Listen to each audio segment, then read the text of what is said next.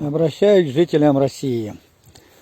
Если хоть капелька даже сомнения у вас возникнет после того, как вы прослушаете то, что я вам расскажу, то это уже я недаром вам говорил.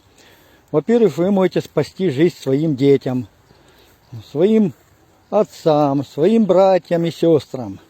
Знаете, если только будете более внимательны и более рассудительными. О чем я сейчас хочу вам рассказать. Идет война сейчас в Украине. Не операция, как вам говорят там. Идет самая настоящая война. Самое настоящее уничтожение народа. Причем народа, который России не сделал ничего плохого. Наоборот, Россия питалась за счет Украины довольно сильно. Здесь правили всем олигархи российские. Война из-за чего началась? Украина попыталась свергнуть олигархов, чтобы забрать все собственность государства, и чтобы люди могли нормально жить и пользоваться всеми благами. Но ваши правители, увидев это, увидели, что, не дай бог, Украина, то есть, начнет жить намного лучше, чем Россия, украинцы начнут жить лучше намного, чем россияне, россияне посмотрят на это и скажут: подождите, а мы чем хуже? И начнут так же самое там поднимать разные мятежи. Именно из-за этого, ваше руководство решило прекратить, чтобы не было у нас в Украине ничего хорошего. Сначала путем договоров с Януковичем, бандитом бывшим, который пролез в власть, которого мы свергли.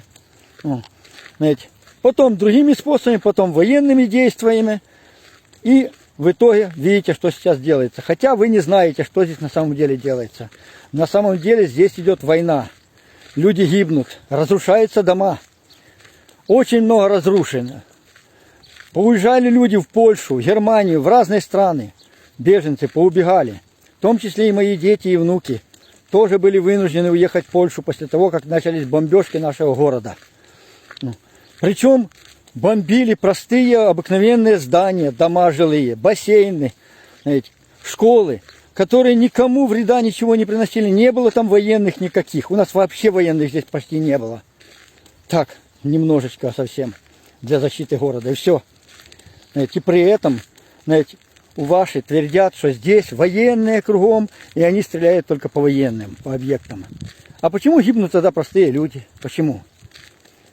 Задумайтесь над этим, задумайтесь. Во-первых, вам втирают там Скобеева, Соловьев, Киселев, Захарова, Симонян и все прочие, что, вы за справедливость. Какая же может быть справедливость, когда вы убиваете простых людей? Какая может быть справедливость? Во-первых, они говорят, что они, мол, против Европы, против Америки. А вы просто-напросто посмотрите, сколько у них недвижимости в той же самой Америке, в Европе, в тех странах, во всех этих пропагандистов, олигархов ваших.